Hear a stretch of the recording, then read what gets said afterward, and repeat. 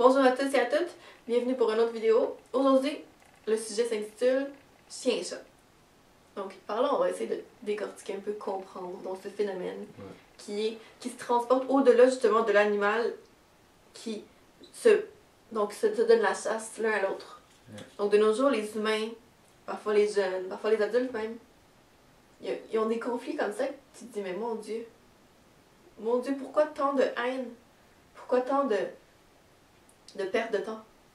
Donc, dans le fond, on est en train de parler du fait qu'il y a un genre de transposition du fait que le chien et le chat ne s'entendent pas.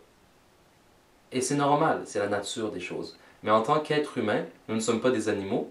Et donc, pourquoi alors avoir ce genre de relation chien et chat? Tu vois, par exemple, un frère et une sœur qui ne s'entendent juste pas, l'un est le chien, l'autre est le chat, et ils s'entendent juste pas, ils peuvent pas être dans la même pièce sans avoir de grosses chicanes, sans avoir de grosses crises de nerfs. Ça, c'est vraiment... On les voit souvent, ces affaires-là. Mais je dirais que c'est vraiment dommage quand justement ça touche la famille. Donc, comme tu dis, pire. frères et sœurs, ou... Là, les parents, pour eux, tu vois, ils mettent des enfants au monde, puis après ça grandit, mais c'est dans une genre d'atmosphère, toujours. Les parents, ils se disent, oh mon Dieu, mais... Tu vois, souvent, le grand, c'est comme le chien, puis le petit, c'est comme le chat. Donc, le grand est toujours sur le dos de la petite, mais en même temps, la petite, elle énerve son grand frère, parce qu'elle est petite, puis elle est un peu... de temps en temps, elle fait des petites blagues. Puis là, le grand frère, il aime pas ça, puis là, il bardasse, et puis après, ça devient une chasse. Ça devient exactement une chasse. Puis là, le grand frère est toujours sur le dos de sa petite sœur, puis la petite sœur, elle se plaint toujours à la mère, puis la mère, maintenant, elle va, bien sûr, aller... éteindre les feux. Éteindre les feux, mais souvent, elle va aller du côté de la petite, parce qu'elle se dit, le grand, il devrait être mature. Et c'est pas nécessairement le grand, la petite, ça peut être aussi des gens du même âge, ça pourrait être nous, ça pourrait être ton ami, ça pourrait même être ton mari. Tu vois, et là, il y a un problème. On s'entend.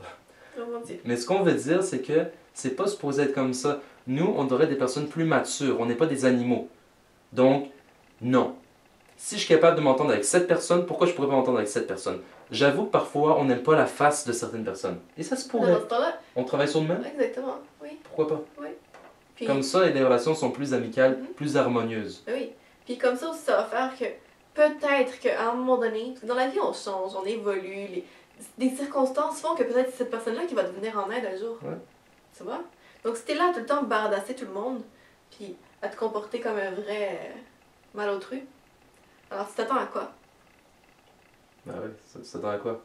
Parce que, surtout dans la famille, qu'on a dit, les relations comme ça qui sont gâchées, et qui, c'est pas seulement un froid qui s'installe. Non, c'est pire qu'un froid.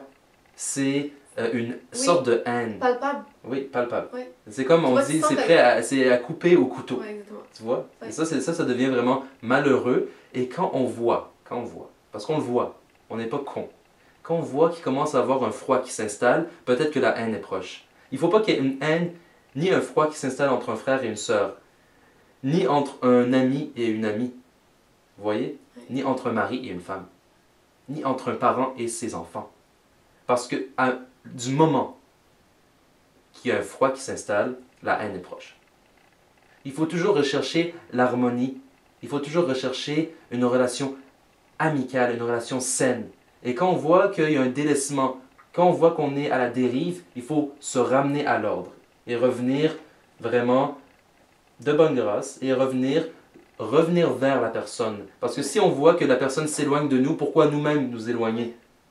On vient de faire le double du travail. À la place de nous-mêmes avancer vers la personne qui s'éloigne, qui peut-être a un problème, va voir la personne. Peut-être qu'elle a un problème, peut-être qu'elle a une situation difficile, va voir la personne et demande-lui c'est quoi qui se passe. À la place de toi-même dire « Oh, elle est froide avec moi, je ne la sens plus » et toi aussi tu t'éloignes. Et à la fin, tu te demandes, après plusieurs années, pourquoi la personne que tu détestes le plus dans le monde, c'est ton ancien ami, par exemple.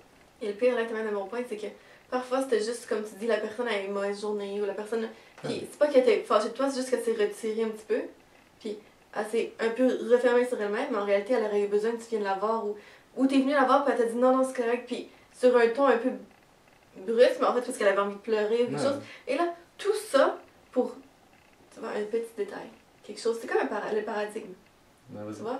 Oui, c'est que je lisais en fait une fois un livre que tu m'avais conseillé. Donc, c'est un homme qui est dans le métro, ses petits-enfants, ils courent partout. Ils sont là, ils sont intenables, donc ils courent, ils prennent les affaires des gens un peu quasiment, puis ils sont vraiment, on dirait qu'ils ont pris donc 5 verres de café. Et Donc, je sais pas si le café fait toujours effet, mais en tout cas. Donc, et là, le père est assis, puis il fait rien avec ses enfants. Il fait rien, puis même, il a l'air dans sa bulle, puis il les voit même pas. Puis là, les gens autour, ils se mettent à se regarder, puis ben, ils se disent, mais fais quelque chose avec ton enfant. Ouais. Là, après, il y a un homme qui l'aborde, mais il dit, mais je comprends pas. Je peux vous poser une question et tout. Il dit, est-ce que c'est vos enfants qui font comme ça et tout? Il dit, là, il se met un peu à pogner les nerfs après lui. Ouais. Et là, après, l'homme avant ça, il venait juste dire à l'autre personne, ça n'a pas d'allure, ça, puis qu'est-ce qu'il fait? Là, après, l'homme, il dit, ah, vous savez, je viens de revenir de l'hôpital et ma femme est morte. Ouais. Puis là, il dit, je sais que je devrais faire quelque chose. Je sais que, donc pour garder un calme, je devrais faire quelque chose, mais j'ai pas la tête à ça. Alors là, nous, on aurait jugé tout de suite, mais c'est qui cet homme-là, puis qu'est-ce qu'il fait, puis il a pas d'allure, puis... Alors qu'en réalité, tu sais pas ce qui se passe. Tu sais pas c'est quoi qui s'était passé cette journée-là, tu sais pas. Donc, on saute pas aux conclusions trop vite. C'est ça. On fait...